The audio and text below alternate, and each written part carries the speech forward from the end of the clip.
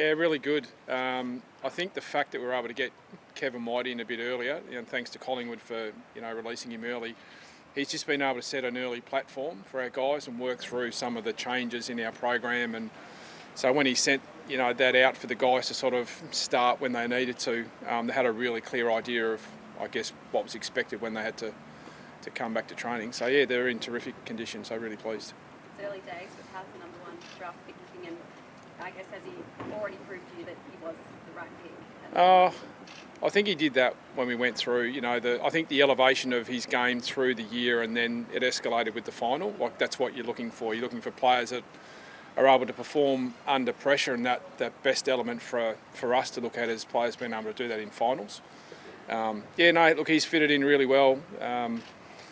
Haven't seen anything I haven't liked. And we've just got to take it easy with them. The first years are all a bit frustrated because you only do about 60% before Christmas. So they landed. We got them screened on Monday, so they're a bit grumpy. But yeah, they got out Wednesday and Friday last week. So yeah, look, he's smooth. He's got a great kick. His speed's good. Probably everything that we saw we're seeing on the track. Just here on day one when he arrived, it looks like he's got a sense of aura. Do you get that sense, and the other players get that as well, that when he's out there that he sort of knows that he's the best player in his pool? Well, he wanted to go number one, so I think that comes with that. Like, he's got a confidence about him, there's not an arrogance in there. It's just that confidence that he knows his capabilities.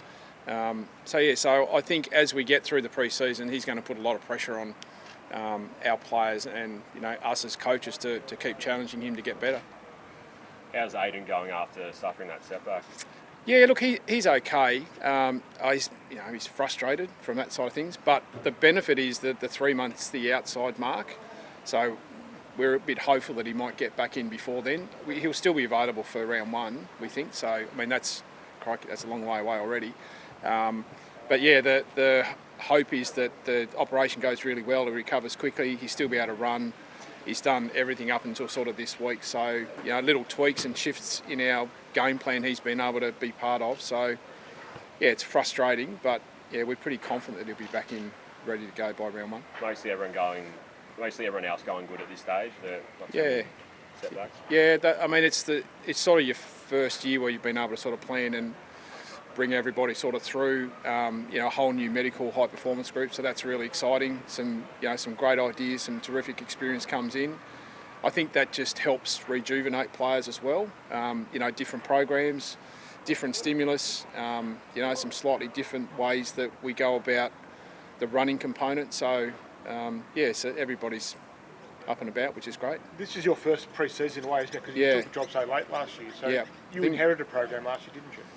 Yeah, well, you do. You come in and it's hard to make change, in such a short period of time. We had some tweaks around how we wanted to play, and then that folded back into how we needed to train. But yeah, this is the first year that you've been able to really get hold of it and pull it apart, and then put things in place as to how that's going to service our game plan, for sure. I know you've got Marty Board training here. Is there anyone else that's going to be vying to make the spot? Don't think so. Only Lynchy. So that's where we're at with those two. So we don't think that we'll have anybody else at this point in time. But yeah, we just thought Marty was a great one. He's sort of coming off an injury, but we thought he's probably too good to not bring down and have a look at. So yeah, so it's great to have him on board. What's the timeline around that decision? We probably don't need to rush it. We'll probably leave it later than earlier, I think, just to see how you get through pre-season. Just like if a Bonus scenario came up and someone unfortunately did something from a season, we've got a bit more time then, so I think we'll leave it till late as we can. Are you confident in your key backs, given Robbie's gone, and I know you get Aiden Core back, but are you confident you've got the depth there, and is that sort of in part why Marty's found himself here? Yeah, a little bit. I think we've also got Matty McGuinness, who's starting to really, settle into the rhythm of training and understand what he needs to do. So we're excited about what Matt's got in his offering of his leap, his range, his competitiveness. So that sort of, as I think we had a look when Robbie wasn't there last year, we were able to have a bit of a snapshot going forward, knowing that Corey was coming back. So that's why we were reasonably comfortable. We didn't feel like we needed to replace another one in through there. I think we want to run a bit more out of our back end rather than necessarily key. So that's where Aiden did a really good job last year, because he can play medium tall from that side of things. So we think we're in reasonable shape back there. Maybe going to wear the number 18. Yeah. Was that something that was offered to Jason Horn-Francis as well? How did that go? Yeah, it was in the discussions. We've got a great heritage with our jumpers, but crikey, so's number 6. I think number 6 has been the only jumper that's been in every premiership. So from that side of things, that's got great heritage as well. So, yeah, it was in collaboration. Jason wanted 6. We were happy to obligate that, and hopefully he does the jumper proud. I know he hasn't even played a game and then put on a jumper yet, Jason, but do you look to lock him away long term? Early picks and players from interstate, often in this conversation start pretty early these days. Is that up for discussion at the moment? Probably, but it's not my bucket anymore. So I'd like to sign him as long as we can get him for. But yeah, look, I'm sure Braids has had that chat with Ben, or will have that chat with Ben. I don't think we did that with Powley early either. I think it was just give them a bit of time to settle in, and I'm sure they'll pick up that conversation when the time's right. But yeah, I understand the question. It's one of those areas, isn't it? It was always, when I was at Brizzy at Adelaide, it was always the reverse around that. So we understand. But yeah, we'd definitely like him here longer term. You had a couple of COVID cases in the group sort of in the last couple of weeks. Is Yeah. that all clear, and did that provide any setback in any significant way? Not really. It's, again, like when we first started, it was all about that manoeuvrability and being able to understand, what we had to do. I think we've got some clarity now.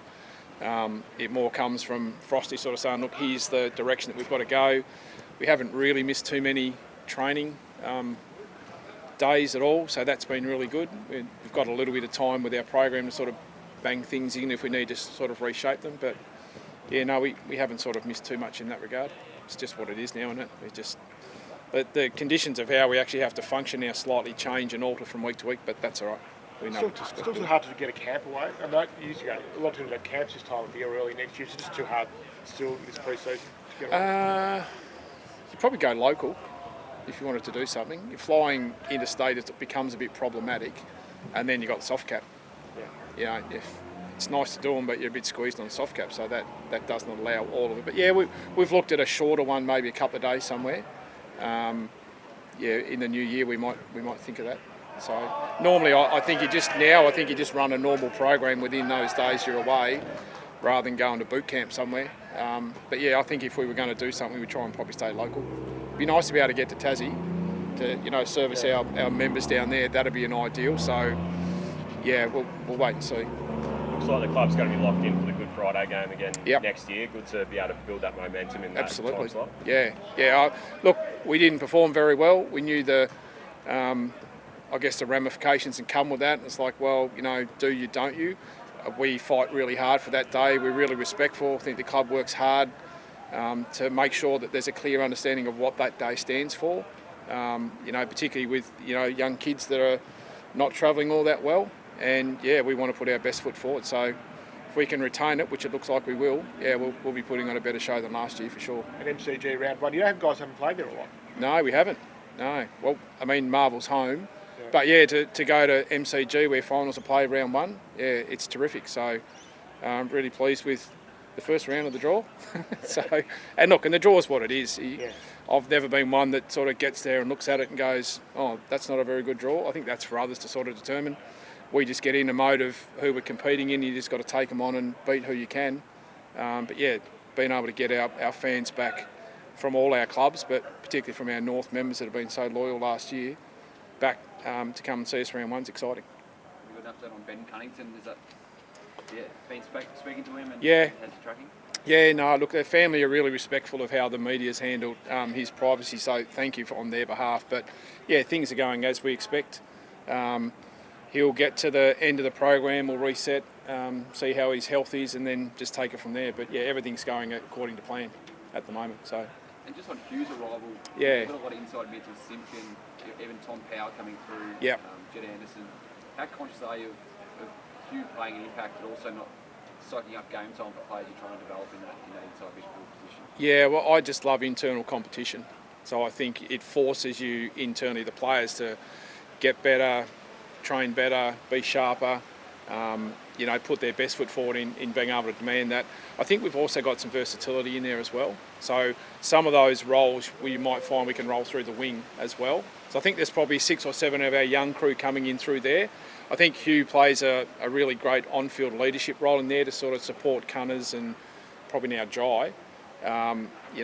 Luke, Hawley, Zeebs. So you might find that he plays wing, could play half forward. So I think we've got a versatility in there that we're really conscious that that's something where we want to go with it.